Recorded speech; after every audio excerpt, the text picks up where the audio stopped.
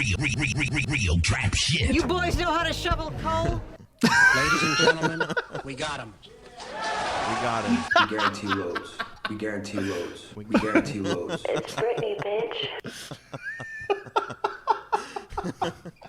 Can you give me one more? I need to be in this poof. I should be in this poof. I should be in this poof. I should be in this poof.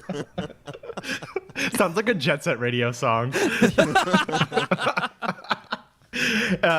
Naganuma, eat your heart out. Would you stop playing with that radio, love? I should be in this poof. That's right, folks. We've broken the soundboard back out because it's what? It's episode 300. She's evil! She's brilliant!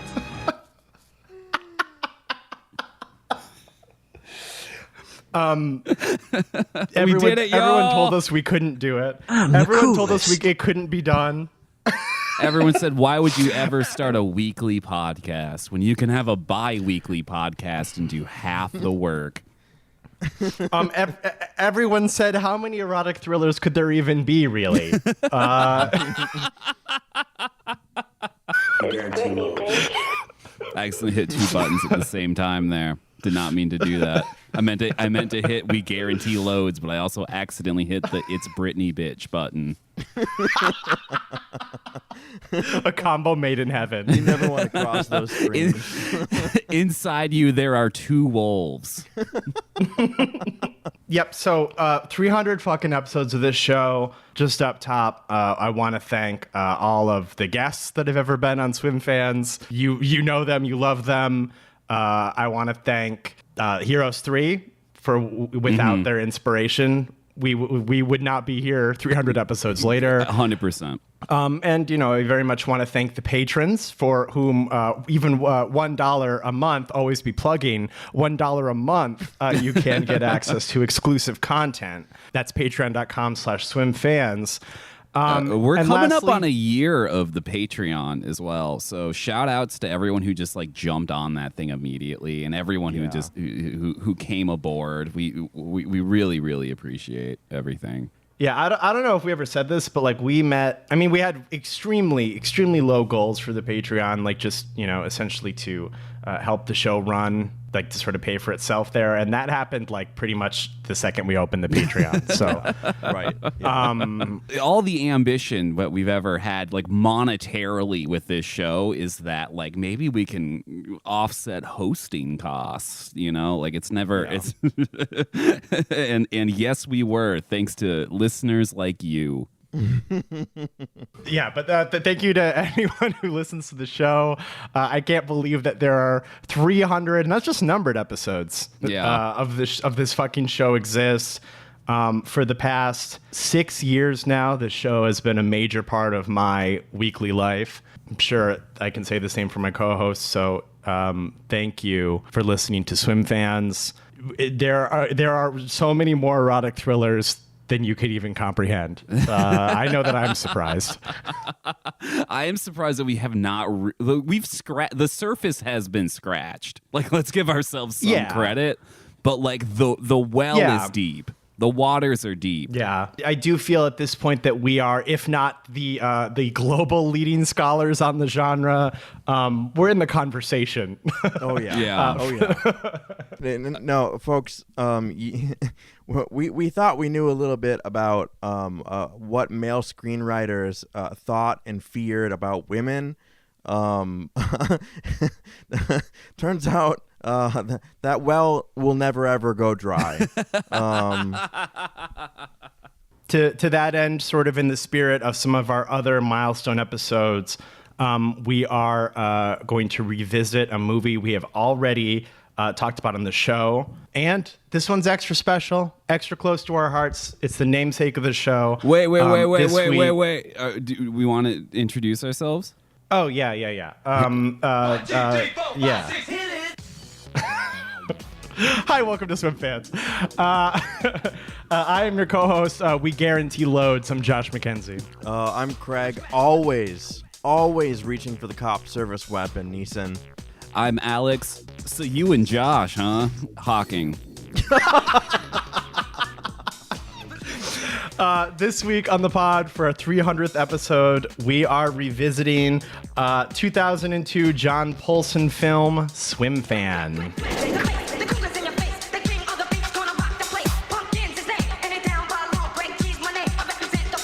Okay, so if you have not seen Swimfan, I'm gonna say this. I never say this. Stop. Go back to episode 10 of Swimfans. No.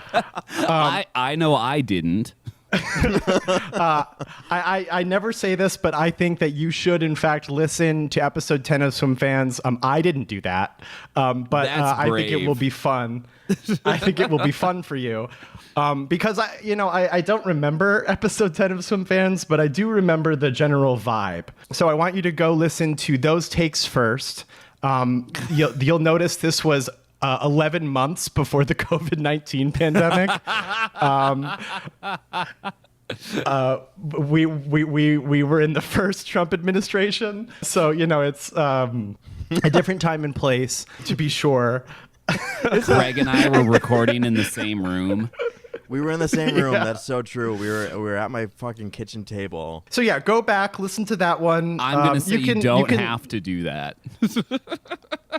I don't know how much I stand by early episodes of Swimfans anymore. I haven't listened to them in a long time. I think the gap between at least my thoughts will be funny or interesting, Okay. or both. Okay. And then here on big episode 300. So if you have not seen Swimfans after listening to two episodes of a podcast about it, this movie is about a teenager named Ben Cronin. So he is sort of like the star of his school's swimming team. He gets all the best times. And right up at the start of the movie, we see that scouts from Stanford are coming to watch him swim. So the heat is on. He has a girlfriend named Amy, who he seems to care for, but he also seems a little bit on edge when she says that she's going to decide to go to school on the West Coast as well to be nearer to him. The next day, Ben meets a girl named Madison. She's brand new at the school. She's very pretty. And he helps her get her locker open. And then sort of later on in the day, he almost hits her with his car. So by way of apology, he gives her a ride home. She leaves something in his car, and that gives him an excuse to go to her place to return it. They go out to eat, and then Madison's like, well, I don't want to stop hanging out, even though Ben's like, I have a girlfriend, so, let's slow down. And she's like, I don't care. So they go to the high school pool, and they swim, and then very quickly they have sex in the pool. Ben is like, hey, let's never do that again. I feel weird about it. And she's like, dude, it's totally cool. It's our secret. And then literally that evening, Ben with his girlfriend goes to a party where where you find out that Madison has already introduced herself to Amy, so he's already lying. Madison very quickly begins to sort of insert herself in his life. She's emailing him, instant messaging him. And she even shows up to meet his mother. So that sort of drives him a bit insane. Finally, Ben is like, Amy, I got to tell you, what happened. I want to come clean. But before he can get the chance to sort of explain himself, Madison tells the entire school. So everybody knows, including Amy, who's crushed, that Ben has cheated on her. And now Madison is very publicly dating Ben's rival frenemy on the swim team, Josh. But none of that matters. The scouts from Stanford are here. He's gonna swim. He's gonna do great. He's disqualified at the swim meet because his urine tested positive for steroids. So knowing that this and all of the other things, with telling Amy, knowing that all of this was Madison's sort of fault, he sort of accosts her, and this sort of really ramps her ghouling into high gear. The next day, Ben finds Josh dead in the pool. He's been clubbed, and it seems to point towards Ben as the killer. And even a person matching Ben's description ran Ben's girlfriend Amy off the road, putting her in the hospital. And people suspect that it was Ben who did it. You know, Ben breaks into Madison's house. He finds her ghoul box. You may have remember from 17,000 other episodes of the show. And it has all of these newspaper clippings about the former boyfriend of hers who was a baseball star. You find out that he's in the hospital. So sort of in like the final major movement of this film, Amy is in the hospital, and Madison is going to kill her, but Ben is able to sort of intercept her, getting her arrested. Very famously, while she's arrested, she pulls out the cop service weapon and ices him, returning to the high school with Amy in tow. And then Madison pushes a handcuffed, unconscious Amy into the pool. So Ben is able to rescue Amy, drag Madison into the pool. As established earlier in the movie, she cannot swim, so she drowns. And then the last scene of the movie, Ben and Amy drive away. It's a weird last scene of the movie. Ben and Amy drive away. 6 years later, what did we think about Swimfan? It maybe because I was so unfamiliar with erotic thrillers that going into episode 10 of the original, Swimfan episode, I was at least somewhat hesitant to conclude that this movie was just like a knockoff of Fatal Attraction. I was afraid that I didn't know the nuances of the genre to correctly identify the cinematic DNA here. And with all this time, and with all our erotic thriller edification, I can now confirm that all of my original impressions of Swimfan were 100% accurate. This is still a completely standard erotic thriller with like most of the sharp edges of Fatal Attraction sanded off. It does have some stuff going for it, like an occasionally ambitious cinematographer and editor. And Erica Christensen is the crown jewel here. She looks like a haunted porcelain doll that operates outside of the rules that conventional cinema characters are forced to operate inside of. Like she can just get steroids somehow. She can just drug you with steroids. Like the fact that there would be a barrier there she doesn't have to worry about. And she's cool. She fucks. She's evil. She's brilliant. She has a ghoul box where she's pasted photos of herself over photos of Ben's girlfriend. She just rules. I still like watching this movie. It's still entertaining to me. Some of it might just be like the time period trappings of like slow computer load times, new metal, all-in-one PCs, all of that stuff. In I don't know, the blue color palette to the whole thing looks pretty good too. I still enjoy this for everything that I've learned about erotic thrillers and all of the paths we've traveled down. Still like it, Hey. Yeah, I mean, this is, I think, a really successful attempt to adapt the format of the erotic thriller, specifically Fatal Attraction, onto the kind of coordinates of a teenager. In my brain, I was like, oh yeah, I remember Susan Sontag's famous text, Madison as metaphor and ghouling and its metaphors. There's a really interesting structure that it has in the beginning where it gives you a kid that's like kind of, destroyed his life, or at one point, kind of fucked up his life, and it's gotten it back on track. So Madison, for 45 minutes really does stand in as a kid who has fallen down again. He's testing positive for drugs. He's, destroying his relationships. He's self-sabotaging. And everything he's worked for, his past has kind of come back to haunt him. And then about the 45-minute mark, the Virgin Walk cousin is like, hey, so there's some things you should learn about Madison. And then, like I say in episode 10, which again I haven't listened to and I think I would have difficulty listening to, psychologically, she becomes woman. She becomes abyssal, motivated purely by wrath. She claims men one after the other simply to spill blood on the pedestal, the marble ornament of her female kind of essentialism. It's really kind of like fucked up. It's fucked up in the way that like successive erotic thrillers that we would cover are fucked up. But this movie gets, again, there is real cinematography. There's some dolly shots in here that are just impeccable. There are stylistic flourishes that really do work. This is a competently put together movie that is 90 minutes, and it feels like 90 minutes. There's a clarity of vision here, even if that clarity of vision is stunted and weird and a Xerox copy. It's still a remarkable little artifact that could have only been made, I claim, in this time period. It is emblematic of America and its idea of itself at this particular time. I think that it's actually pretty fucking fantastic.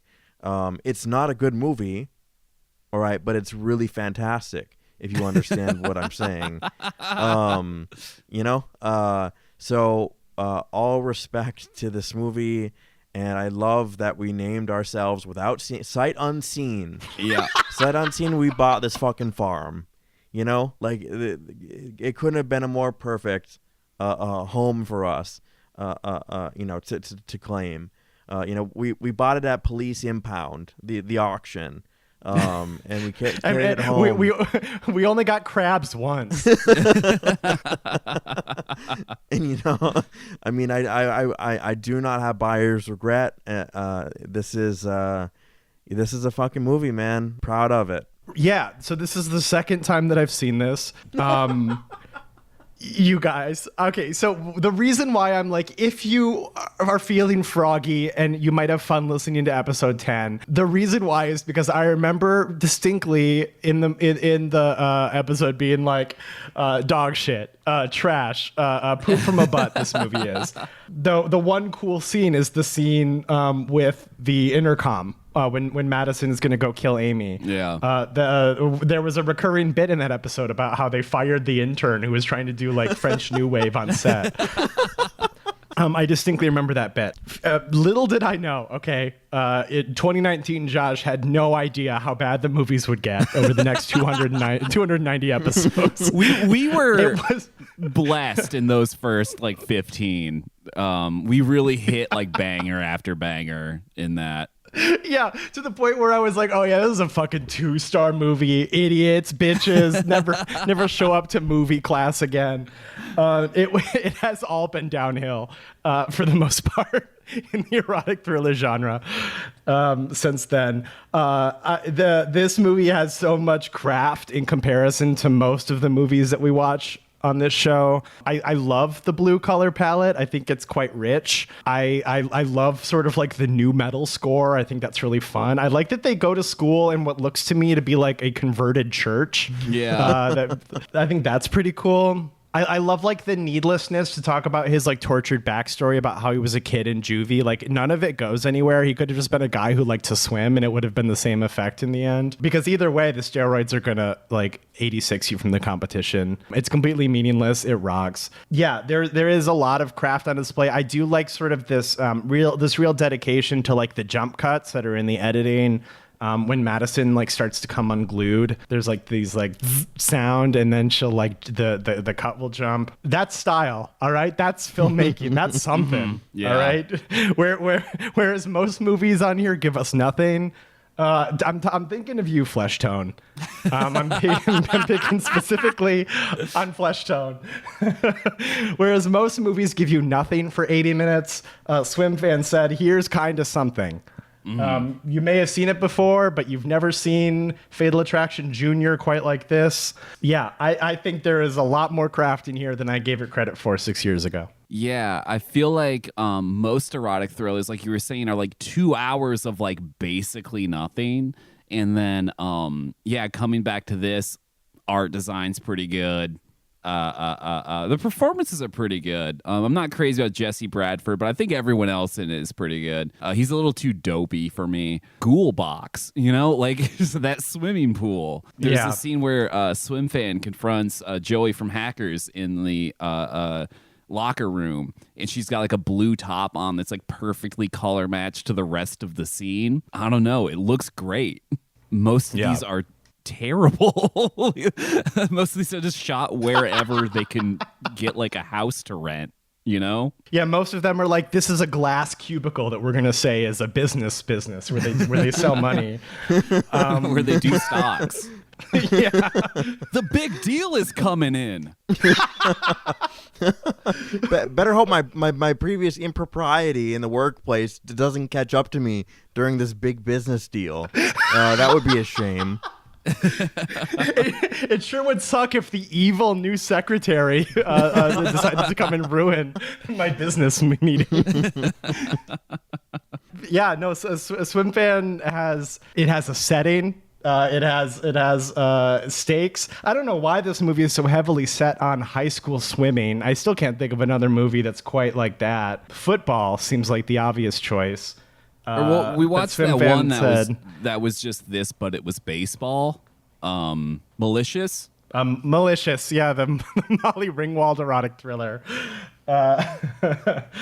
Yeah, I mean, so like, I admire its dedication to just picking a sport that like not that many people care about. That's pretty cool. And yeah, since Glenn Close, the thing is, we bring her up every episode to the point where she's become like her name is meaningless, right? Like it's when you say like, Jesus Christ, you're not thinking about Jesus Christ. When I say, well, and Madison from Swimfan did XYZ, I'm not really taking her in her entirety, right? It's synecdoche for what a better ghoul would do.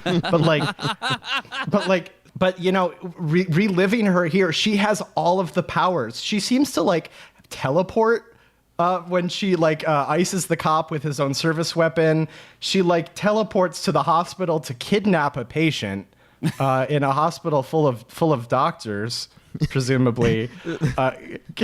No, she's quantum. I literally was like, this is maybe our only quantum ghoul, where she's at once in handcuffs in the back of a police car and at the hotel room or at the hospital at the same time. We always of course it serves the film and heightens drama to have the antagonist have unseemly supernatural powers, but she's truly in several places at the same time. There is a kind of incredulity that I have that she could ever be bested. Yeah. Well, Certainly she only not has from, one weakness. She can't swim. And it's water. This is the unbreakable / Swimfan crossover. Her and Bruce Willis are similarly their kryptonite is water. Yeah. Well, I mean, she certainly can't be bested by like the 9th best hacker in Hackers. You know what I mean? Right. It's not going to happen. But no, just to sort of if you haven't seen Swimfan in a while, I do just want to sort of break down the ending for you real quick, so you can just understand how she flattens time and space quantumly, like a warp drive does. So she is at the hospital. Jesse Bradford jukes her. She gets arrested by the police. At a train stop, she grabs the cop's service weapon and does away with him. Then the movie maybe it cuts back to Jesse Bradford for a minute, but what has happened in the interim is that she has returned from the car to the hospital, kidnapped Amy, who is hooked up to things. She was in the hospital. in his house. It wasn't the hospital. Oh, that's right. Okay, well, but still, so she kidnaps Amy from Ben's house, gets her to the high school in a chair. I think she's unconscious, right? Did she beat her? Well, she steals the trophy and then off camera knocks out the mom, and then she knocks out Jesse Bradford. Right. And then absconds with the girl like some sort of medieval demon character. Yeah, because Jesse Bradford hears the knock at the door, and he opens the door and he steps out, and then at some point during that, like a foot out of frame, she goes in, but is somehow invisible at the same time. Yeah. Like Donkey Kong, getting Amy to the high school pool where she can drown her in. Exquisite. There's we're wasting no shoe leather here watching her machinate. So you've there's a spectrum, I think. On one end you have Madison, a ghoul who attended Hogwarts for how much magic she's able to do. And on the other end you have amazing Amy, a woman full of so much malice that you get to delight in her schemes. And the only danger is to be in the middle. I love when Joey from Hackers hits hard times when he's kicked out of the swim team. His girlfriend breaks up with him and everything because he gets a wardrobe shift, and it's a leather jacket, and then he grows his goatee out slightly, and it looks super new metal or something. He's tortured now. He looks like the Punisher after his family died. Yeah, and that's an eminently recognizable thing if you're a young white man, specifically, where you're divorced now. You're divorced now. This is the equivalent of being divorced in high school, where again you've self-sabotaged. You've destroyed your life. You've cheated on your girlfriend. Again, if I'm reading Madison as metaphor in the beginning of the film, I've started taking drugs again. I've cheated on my girlfriend. My relationship with my mother is strained. The police are after me. They once again are unduly interested in my behavior, even though I did nothing wrong. Fuck you. Don't ask me any questions. Right. When in step with a lot of these films, it would be really great if the character was like, hey, here's the deal in the beginning. Here's what's going on. Instead of being like, don't talk to me. I'm troubled. I'm troubled. I'm a man. I'm going through it. So this kind of this middle America where he is he had a kind of unfortunate upbringing, a little transgression. He had a little road bump, but yet has the whole world in his palm. That's a type of thinking, a type of imagination about being in some way, regardless of your path, like an upwardly mobile person. It's only through grit and determination that one chooses their own destiny, and it's this film buys into that idea. In a way that I feel its target audience would completely understand, right? I'm dark and tortured in this truck that my parents have bought me, this Bronco, and I'm not swimming so good because of the problems I've created for myself or whatever. Yeah. This movie is the literal version of that meme where it's the side profile of Bugs Bunny holding the pistol, and it's God forgive me, I'm about to go back to the old me. To the old me. And that's the internal clockwork mechanism of most like white teenage boys is like, I have to go back to the old me, and it's like, what old you? You're 15. This chip on shoulder persecution complex. Persecution complex. I'm a victim of society. Very specifically, I'm a victim of society. But then you narrow that kind of branching tree down, and you discover the true root is invariably, I'm a victim of women. That's right. The only path that the film can take at a certain point is, I'm a victim of the bottomless, ineffable, ununderstandable, cosmic nature of women. This is like Antichrist, where Charlotte Gainsbourg's character over-identifies with her womanhood and believes herself to be a witch. this is just a male screenwriter arriving at the same thing that a Lars von Trier character would realize much later. Yeah, that's such a great point, actually, because like, okay, so friend of the show, Delaney Jordan, just released a video essay called Man Bad Horror, which is about directors such as Alex Garland or Edgar Wright who make horror movies that are like, man, men are scary, huh? And then they just sort of like leave it at that, and they forget the reasons why women would be afraid, why women would choose the bear over the man in the woods, right? Why that might be a thing. This is woman bad horror. This because like we get there is a lot of time in this movie dedicated to being like, oh yeah, Ben, he's had a rough past, but there's some good in there. And if he just got a shot, he could turn it all around. He could go to Stanford for swimming.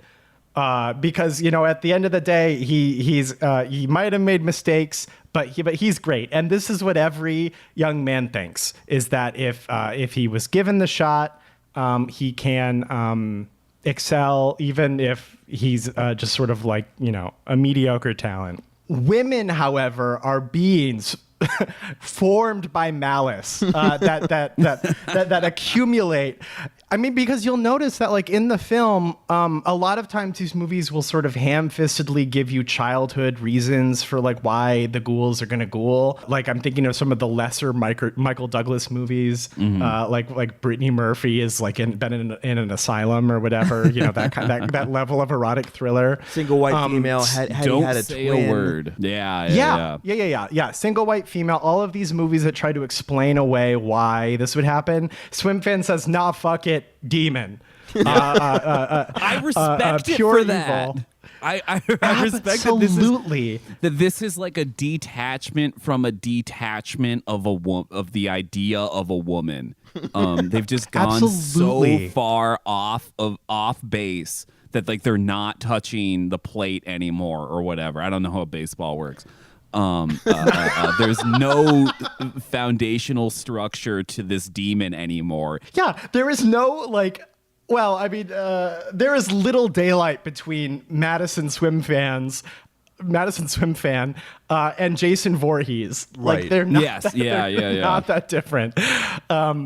And because this movie is, it's very plainly illustrated how much time, especially related to how relevant it is to the movie, how much time is given to Ben's backstory. His life in juvie doesn't matter. The fact that he's back on drugs, by some people's perspective in the movie, doesn't actually matter. But he's giving all this humanizing backstory. You have no idea anything about Madison prior to when she paralyzed her baseball boyfriend. Right. She spawned and did critical damage to that baseball player and then moved on to another one. It's wild too, because the story calls for something of like, oh, and then when he did this, or like when the previous boyfriend transgressed or something, like that set her off. But it's like, no, just one day she was like, I need to paralyze this guy because I love him so much. It's such a strange choice.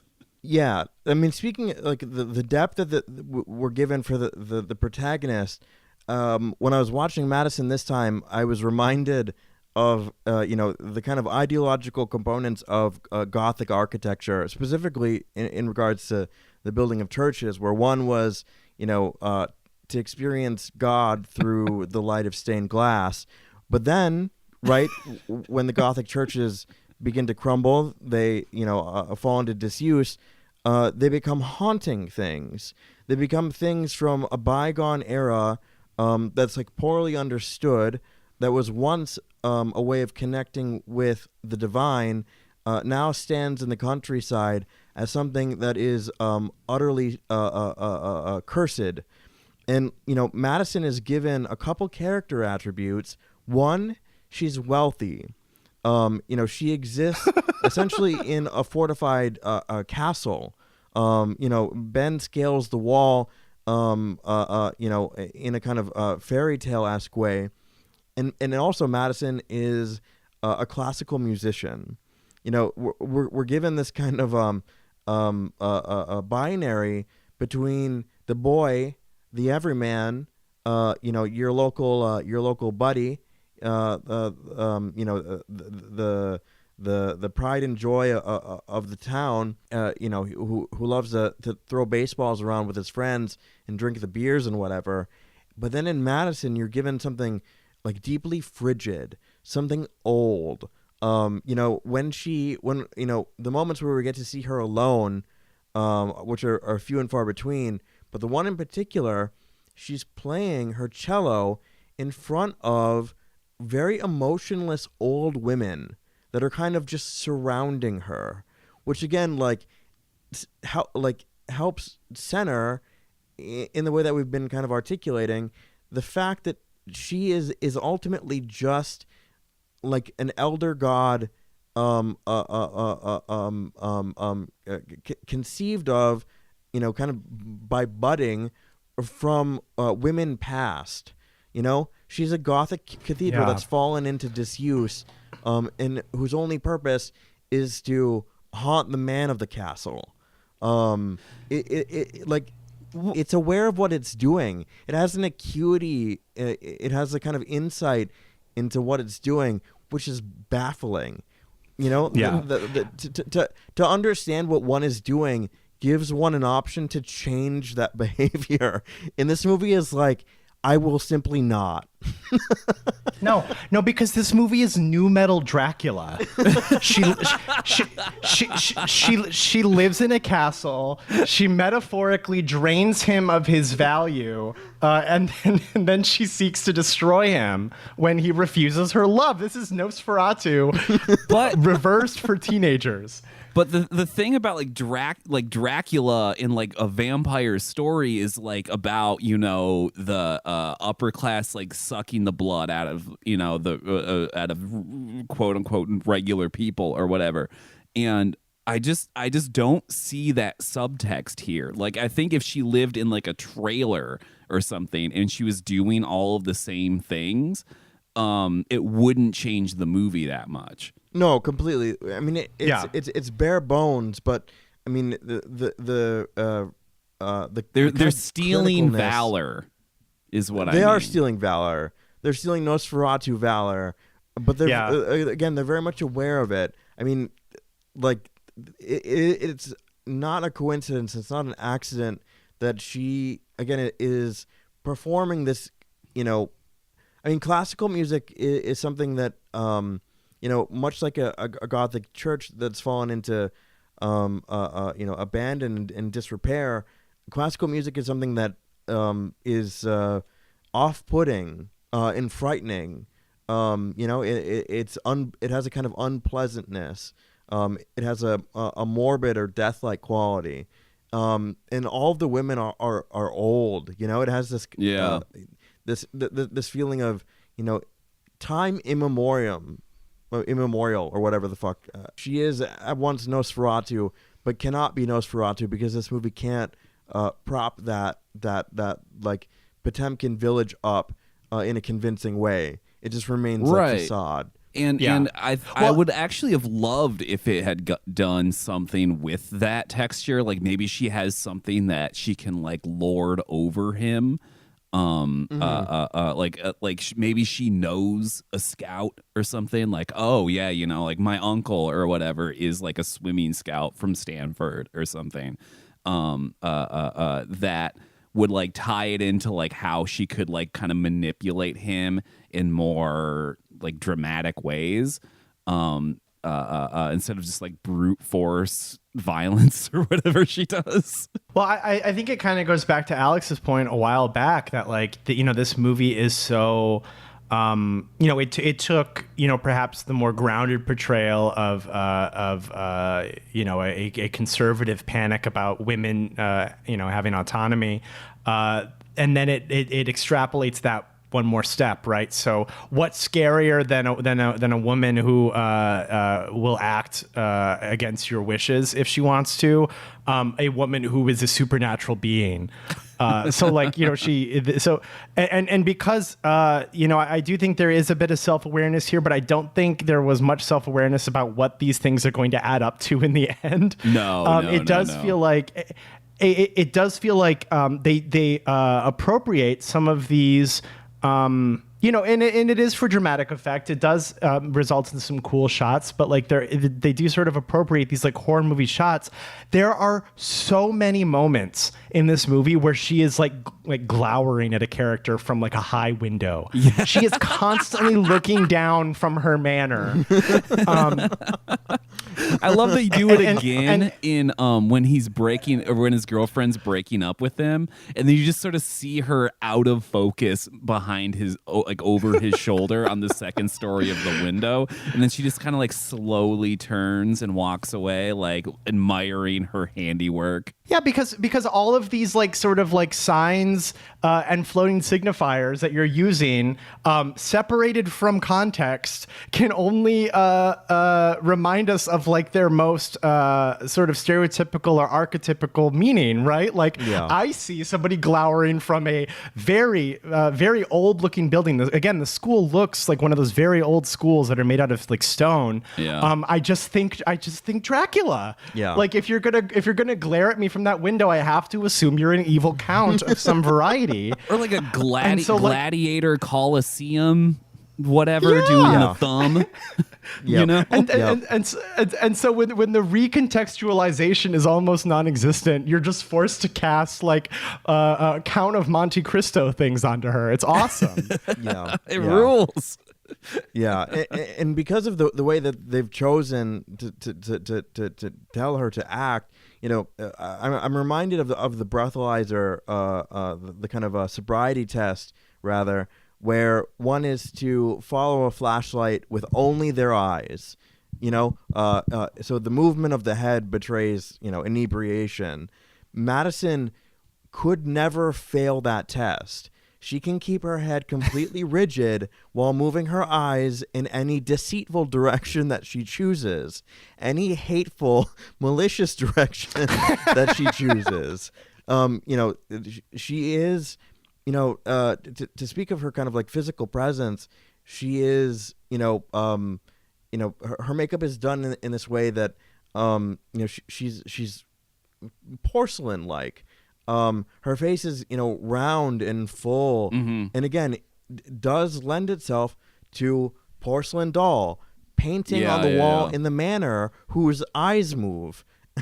They're also doing like they're also doing like an eyeshadow thing to give her like eyes like depth that also kind of say doll face from Twisted Metal, you know, they're very much playing up the porcelain doll thing. I think her doll face will never be ugly or whatever. No.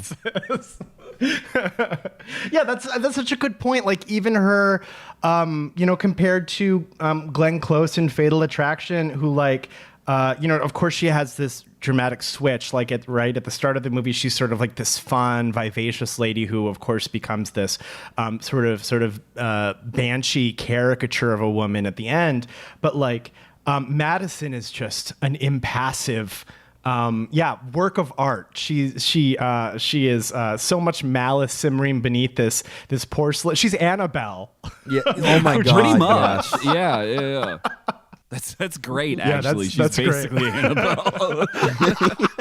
Yeah, after this movie, she gets locked in the Warrens' basement. But yeah, I mean, I think that's sort of what separates this from some of the chaff that we've gone through. Is that like free of recontextualizing the story, you've just made a slasher movie with new metal and getting dumped by being the most divorced teenager in all of the Midwestern United States.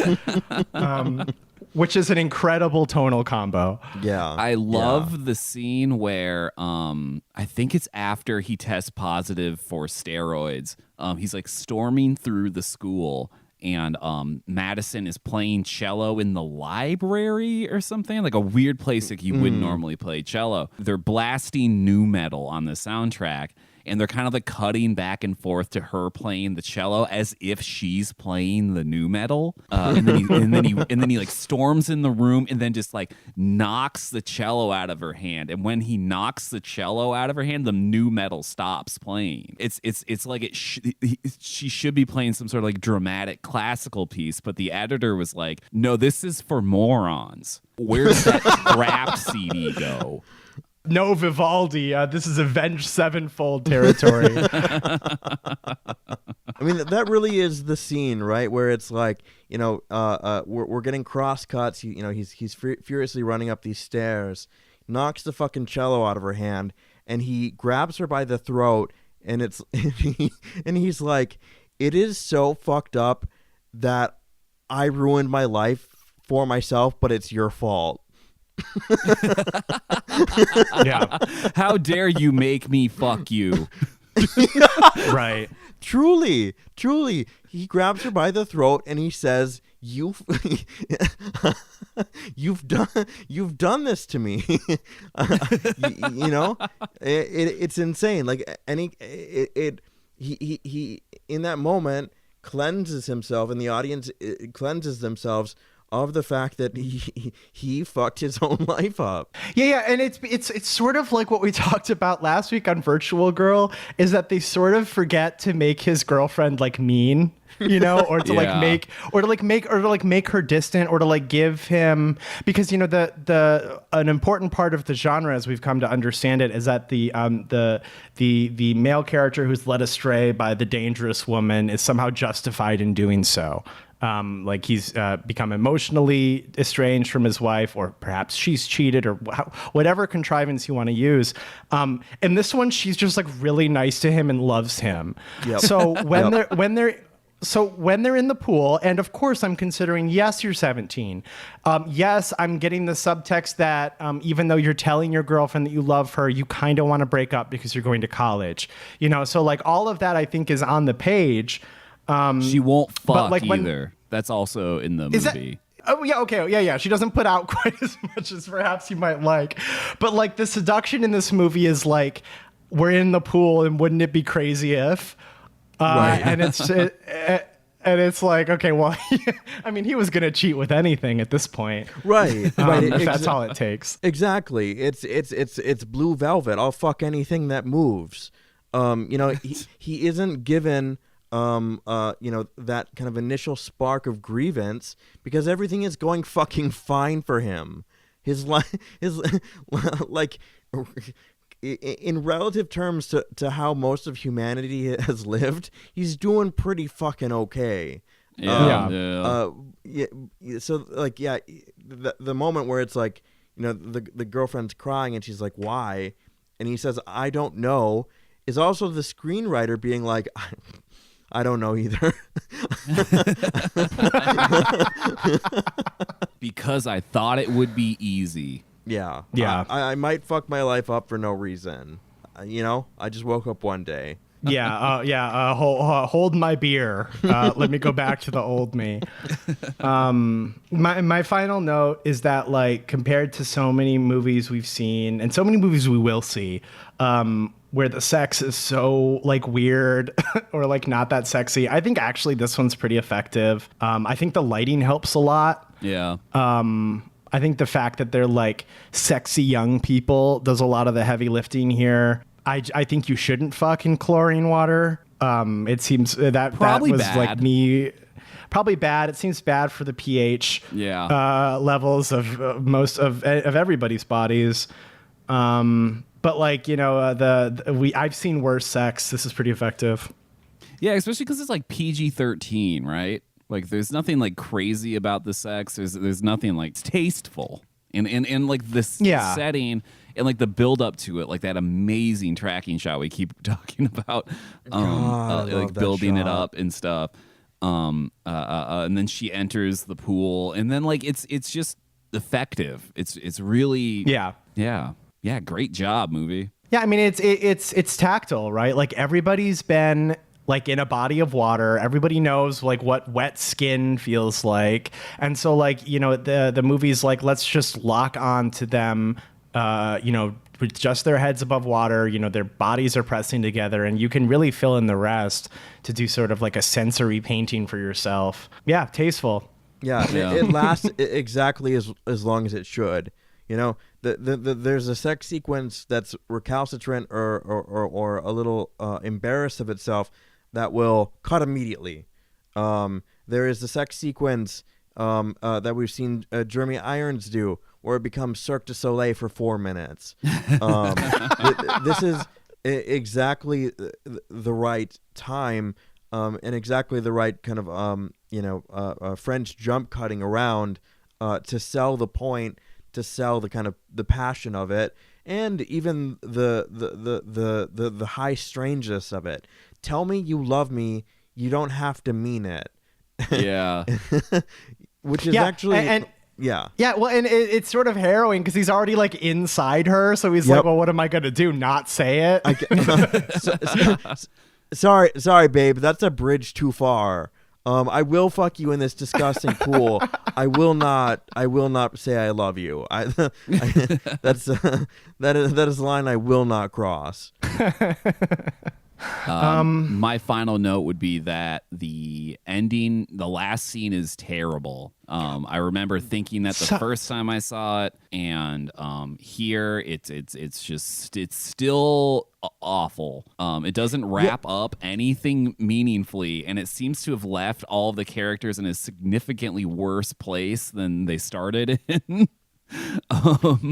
So after Madison dies, it really feels like that should be the end of the movie, but instead it fades to black, and then it fades back into like a swim meet. Is that what they're called? Yes, swimming contest. And a swimming pageant. And like one of his boys wins the swim pageant, right? And everyone's like, yeah, congratulations, this guy's, he's on his way up. And then it like rack focuses to Jesse Bradford in the crowd, and he's like, damn, that could have been me. And then he leaves and he goes back to his truck where his girlfriend is just sitting there. I guess he left her in a hot car while he went to go watch this swim meet. And the window was rolled down, her favorite music was on, and so she's sitting there completely expressionless, especially with the context of the movie of like, because you were mentioning it earlier, Josh, is like, this is a high school relationship, it's kind of doomed to end at some point. Like no matter what happens, like they want to go to college on like opposite sides of the country. Like it very likely has no future. If their lives take off, they will likely break up. That's like part of the movie. And so he walks back to his girlfriend dog that he left in his truck, and they drive away, and they're just holding hands, and then that's the end of the movie. They don't say anything to each other. All of Cliff Pantone's college prospects are dead. All he has is his girlfriend. I guess they're still together, but like, that might be a horrible thing, you know? Like like it seems like they're trapped together. That's the impression I get from that final shot, is that they're in a bad relationship. They don't really love each other, but they're sticking together anyway. And like that is such a bleak note to end this movie on after like vanquishing true evil, you know? It would be gutsy if I thought they meant to have like a Hanukkah ending or something to this, like a really depressing ending, but I think it's just supposed to wrap up loose ends or something. Like no one gets what they want. The end. It's like if you we're finishing up the last verse of your rap song, all right, and you've got the bars down, and you forgot to make the last line rhyme, and so it just like right when the beat cuts, and it's like, just really kind of ruins the last moment of the song. That's what this is. I mean, this is the writing's failure. Like it can't imagine hurting the audience with a kind of somewhat ambiguous or open-ended ending, and instead it chooses the route of we're gonna stay together for the kids, and I mean that as the writing is staying together for the kids, and the kids are the audience. But what ends up happening in translation on screen is that Amy has PTSD and Stockholm syndrome, and again has been driven away by this fucking fuckhead. You know, Yeah. She's the real victim here. Again, she's been left in a hot car. There's a sign that says she's okay. Don't break the window. Don't break the window. Don't break the window. She's my girlfriend's fine. All right. The 3LW CD that's playing is her favorite.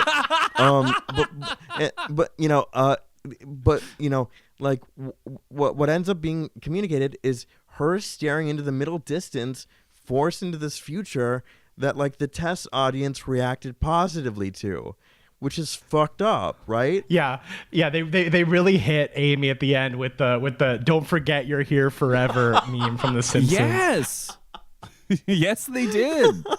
Well, because it feels like they ended. It feels like first cut. They end in the pool, right? They end it. Madison's vanquished. They hold each other. Roll credits. Like that should be the end of the movie. And then someone went, and some executive was like, "Well, what went on with the swim team? What happened with the relationship? You have to answer those questions, or the audience is going to be pissed." And then the actual answers to those questions are depressing.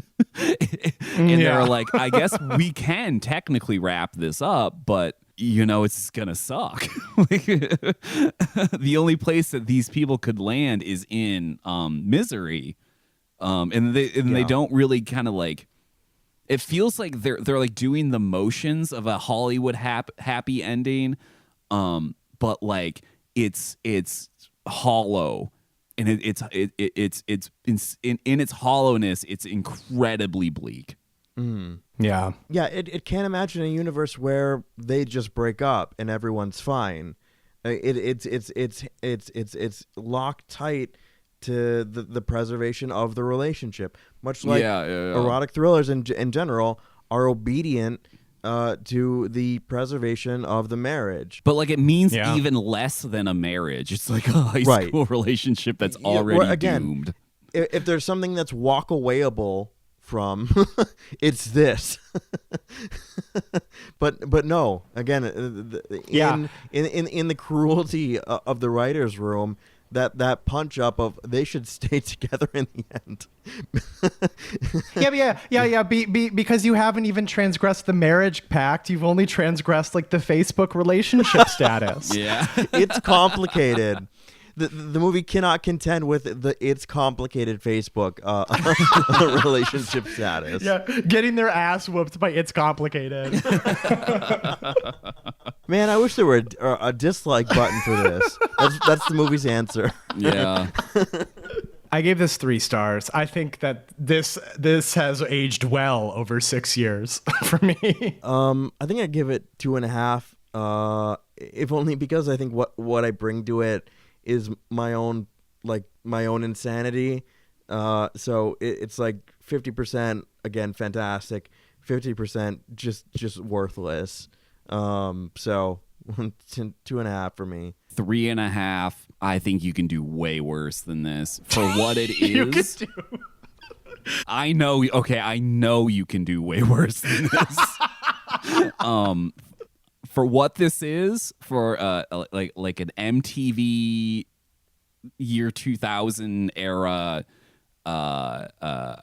take on Fatal Attraction, it's better than Fear, I think. I don't know. Maybe we'll have to wait another 100 episodes to do Fear again, but there's enough here. And I'm so glad we took our name from this one as well. It really worked out in a way that I don't think if we called this podcast Single White Females, it probably wouldn't still be here. No, that's like one of those things where if we were to view that timeline we would already be a crater. Yeah. It would be the butterfly wings that begin the tornado. Yeah. That results in the nuclear winter of the United States. Yeah, we truly did get the ideal timeline because even from a typography standpoint, Swimfans written out in the Mariah Carey font is sublime. Yeah. Like, you know? Don't know how it worked, but it's perfect. It's literally perfect. I cannot imagine a deviation from it. I perish the thought. It's Swimfans in the Mariah Carey font forever. Yeah. I also like that Swimfan is like I don't know. It basically means the same thing as stan, but Right. like you're crazy obsessives, and I think that's a fun connotation to have with this show. I guess that you wouldn't get from single white females. Yeah, That's true. We truly are It just fans. sounds like a dating profile. Yeah. Yeah, 3 stars, I think is the average rating here. Have we any questions? Oh, we do. Benjamin Ham asks, "Hey gang, as the USA falls into techno-feudalism, what movie will each of you be watching when the bombs drop? Also, opinions on Hyperpop or Skrillex?" I want to thank the question asker for asking literally the perfect question for our 300th episode. It's really the second part that sells it as a package. Yeah. Sorry, before we go into it, this question has the exact same energy as that Britney Spears post from like 2008. That's like, do you guys think global warming's a big deal? I love Lady Gaga. I think she's a really interesting artist. Like, it's the exact same energy. Thank you so much for asking. Thank you, Benjamin. Bombs are dropping. You get the alert on your phone. What movie you putting in? So you I know look the at your bombs phone. are It coming. it says death imminent. So in lieu of like celebrating life or like kissing my boyfriend or whatever, I've chosen to watch a movie. Yes, which movie? I'm thinking. This is tough. One of you go. I'm thinking. So like my answer that would be like poetic or something, or like true to myself, would be Chris Marker's Sans Soleil. Because I would get to kind of touch for the final time the beauty and the terror of being a human being and see those images flash before me. But I know that if I were given the choice, I would immediately regress and want to self-soothe, and I would watch The Brave Little Toaster or something. So yeah, similarly, I get the alert. I go, all right, I guess I'll watch my favorite movie, but my favorite movie is Guinea Pig, Mermaid in a Manhole. So I'd probably actually watch Hackers, and then just think about all of the people that I've loved that I've watched that movie with, and that movie is very soothing and comfy for me as well. And I can think about Kate Libby as the explosion. Tears my body to oblivion. I will just think I owned the Metropolis poster from Hackers, and then my skin separates from my bones. Okay, I think what I'm gonna do. So I'm in my living room. I've gotten the Slack message or whatever that's like, "Hey, death is imminent. Lock the fuck in." I am, because I know it's in my fridge, I am having an edible, probably a big one because, why not? For my last film, because I agree, although my favorite movies tend to be more upsetting in tone, and I do think I want a little bit of soothingness before I'm flayed. I'm gonna slap on Greg Araki's smiley face. I'm gonna laugh about Anna Faris's character. So excited that she's purchased this new mattress, and then she has to hallucinate as her drug dealer steals her mattress. I think that's how I'm gonna go out. I should watch that movie. Yeah, my personal favorite comedy film by one of my favorite directors. Hopefully as stoned as possible. All right, Hyperpop or Skrillex? How you guys feeling? I don't know if it's hyperpop versus Skrillex or hyperpop and Skrillex. And Skrillex. That's how I choose to interpret the question. Skrillex, like, honestly, there are some songs that are like deeply, undeniably catchy. And I think that's, he's cracked some kind of formula for making a really catchy pop song. And I do want to shout out specifically Skrillex did a song, and Anthony Green from Circus Survive, Circus Survive isn't a thing anymore, but sings over it. And it's like, I get it. Hyperpop in general is, for me, unpleasant information overload.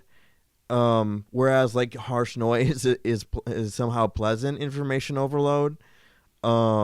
Or like a Mars Volta time signature that like defies mathematics. Like that's cool. But hyperpop in general is a little too much for my central nervous system. Josh, I haven't heard a Skrillex song since Alex made us listen to Bangarang a lot in college. So I haven't heard a Skrillex song in 15 years at this point. So I have no thoughts about Skrillex. I was never a big dubstep fan. I'm sure he's artistically changed over time. I have no idea what form that's taken. I really liked From First to Last when I was a child. So that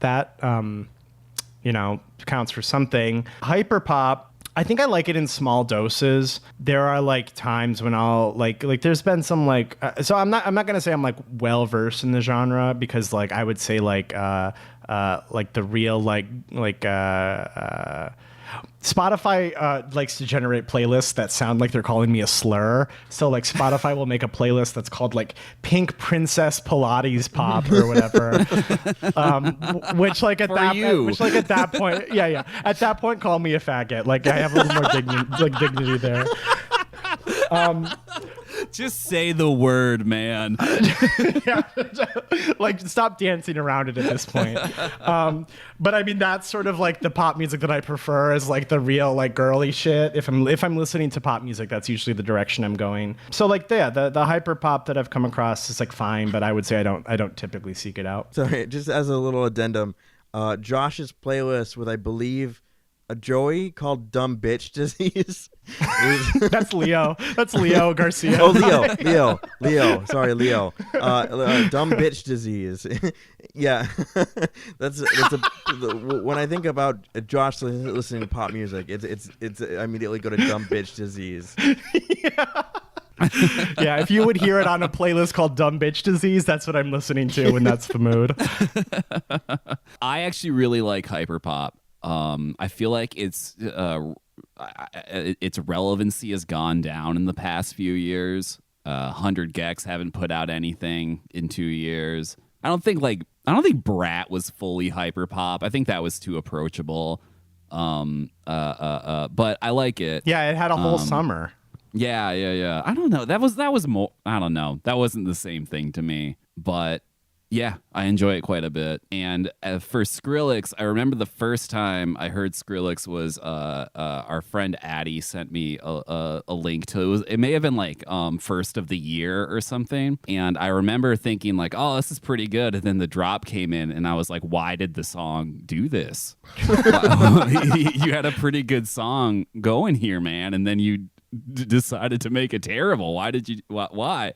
But then eventually I saw a YouTube video called Farming Simulator Mad Skill No Plow 360 Crop Rotation, which was set to Bangarang. I forgot about that. And that video alone unlocked the key to appreciating Skrillex for me. And like Josh said, I played that song a lot in college. I listened to the hell out of that song. Is that video online? Can you send that to Craig? Yeah. I've not seen such a thing. And so I can't dismiss the man, but I don't think I've listened to a new Skrillex song in 10 years or so. I hope he's doing well. shout outs to my lost boy Skrillex. This is what is this? It's Farming Simulator, mad skill, no plow, 360 crop rotation. You haven't seen this video? I've never seen this video in my life. No. Yeah, everyone Google or YouTube search that Farming Simulator, mad skill, no plow, 360 crop rotation. And if you need to understand Skrillex, that's my recommendation. Oh my God. So Craig, what do you think about Skrillex now? I think we should rethink this whole thing. I think we should go back to the Kate, we have to go back. Is that good or bad? I don't know. That's bad. I don't like that. That's really upsetting. Turbo boost. Yeah, Craig will not be hitting the 360 crop rotation. I will that's not. for sure. No scope corn shot. That achievement's staying locked up, unfortunately. Oh my God. Thank you for the excellent question, Ben. Yeah, thank you so much. And thank you so much for listening for 300 episodes. Here's to many, many more. You can find the show wherever you get your podcasts. So Apple Podcasts, Spotify. Please subscribe. Please rate. Please review. Please tell a friend. I mean, there is such a back catalog. You don't even have to listen to erotic thrillers if you don't want to, but you'll want to. You will want to. You will want to. Exactly. So, tell somebody. We would appreciate it. We have a Patreon, as I said, patreon.com/swimfans. For $1 a month, you can get access to the back catalog. We've got something new coming out fairly soon this month. So go ahead and subscribe if you would like to. And you can find me, and you can find the show on social media. So that's Instagram, Blue Sky, Letterboxd, use your SwimFansPod, swimfanspod.com on Blue Sky. And I'm at all those same spots, user Amons, AMONNS. With enemy of the show, Steve Yurko, I finally watched the 5th One Piece movie. This one is called Curse of the Sacred Sword from 2004, famously panned by the fandom because it has a mischaracterization of everybody's favorite swordsman, Roronoa Zoro. He's acting out of character. They've retconned his backstory. And for what? For what, I ask you? What was that for? He acts against his friends in the movie, and he would never do that. I know this fictional man personally. Trash. Dog shit. Alex. You can follow me on Blue Sky, diatron5.swimfanspod.com. I'm on Letterboxd Diatron. I watched the Kyle Mooney movie Y2K, and that was not very good, man. I hated it. Yeah, that was rough. I generally really like Kyle Mooney in his stuff. I think he's a really kind of like, I think he has a unique charisma and like a unique sense of humor that I think like plays really well normally. And I don't know if it was just like, did he have to like sand all the edges off to like, because it was like a bigger movie or something? I don't know. He did that show for Netflix, Smash, and that I loved that show. And that was also very much a comedy rooted in a very specific time period with a lot of like signifiers for the 80s and the early 90s and stuff. And it's like very authentically observed. And it tells this whole kind of like fun story over the course of it that like kind of goes into some unexpected places, and like they find a lot of comedy in it. And this was just like, hey man, do you remember the thong song? And like that'll be the joke. Do you remember Limp Bizkit? Here's some Limp Bizkit. Oh my God, there's so much Fred Durst in this movie. In my memory of this, the movie goes like right from the setup kind of to the ending, and you have like this like cast of characters who are supposed to play off each other, and then they forget to do that. They either kill them too quick or they kill them in a way that's completely narratively unsatisfying, and then the movie's over and you're like, all right, well, I felt nothing. I didn't have a good time. I didn't laugh, God knows. No. So I had some like B+ practical effects, and that's all I got. There's shockingly very little charisma going on in the group of teenagers, and if you remember episodes like 60 to 120 of this show, it seems very easy to get a bunch of young actors to have charisma with each other. And I'm pretty forgiving. Like I'll make up charisma where there isn't any. Also, the thong song wasn't out yet. That didn't come out till like New Year. There's no way that all of the kids at the party would know the thong song. There just hadn't been enough time. Ratio fell off. Agreed. None of the snacks in the snack shop were period accurate. They were delivering their lines next to regular bags of Chex Mix that you would find in a store now, not a bag of Chex Mix you would find in the store in the 1990s. If you're gonna do a movie set in the past, make me believe it. Kyle, Craig. You can find me at Craig Neeson on Letterboxd and Instagram, craigneeson.com. I saw M. Night Shyamalan's Trap.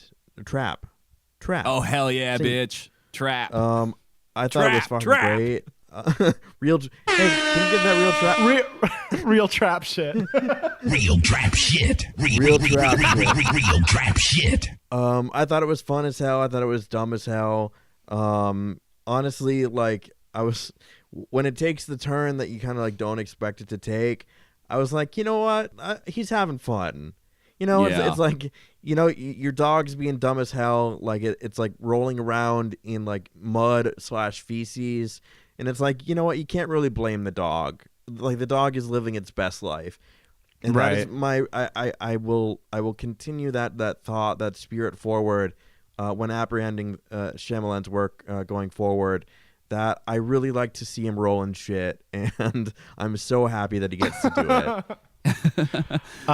Do you know? Go ahead. If you remember when I reported back on Trap, it was along with, I watched it really close to when I watched Longlegs, and Longlegs is 3.5 stars derogatory, and Trap is 3.5 stars complimentary. Exactly. That is so true. That is so true. A big difference between those. That is such a good point. Yeah. I think I might have said this when you were talking about it, Alex, but like movies are getting so good at fictional pop stars now. Like the fictional pop star in Trap, I'm like, yeah, that's a lady. Like teenagers love her. That's M. Night Shyamalan's daughter, I think. Yeah. And it's clear how much of the care of the movie went into like her branding. Yeah. And I'm like, yeah, I could see a girl, like the main little girl, being into a pop star like this. I can see that this fictional pop star has a brand that would make sense to me. So if nothing else, I bought that she was a pop star. It wasn't like a Teen Witch where it's No, it wasn't like Teen Witch. Where they just make up a pop star and you're like, that's just a girl. That's just on opening that's just night, Cindy Valentine. You're not fucking fooling me. I turned to a stranger opening night of Trap, and I'm like, this is exactly like Teen Witch. That's actually my sleeper agent phrase. I will redact it, a government official, if you say this is exactly like Teen Witch to me. If you say Cindy Valentine 3 times, I activate. All right, we'll see you next week. Episode 301. Let's fucking go, man. Every Thursday. Every fucking Thursday. We didn't miss a goddamn week. Do you know the evenings I've sacrificed for this show? Well, you know what? Swim fans will live on forever. We'll be dead. They'll still be swim fans. Mm-hmm. The Patreon. We'll just auto-link the Patreon to the website so it just automatically pays. And just builds up and it'll never go offline. Put this on a we'll gold see you in disc infinity. and shoot it into space. Yeah, we're about as culturally important as Michael Jackson, I would say. So let's put us on the next ship. All right. Bye-bye. Bye. Bye.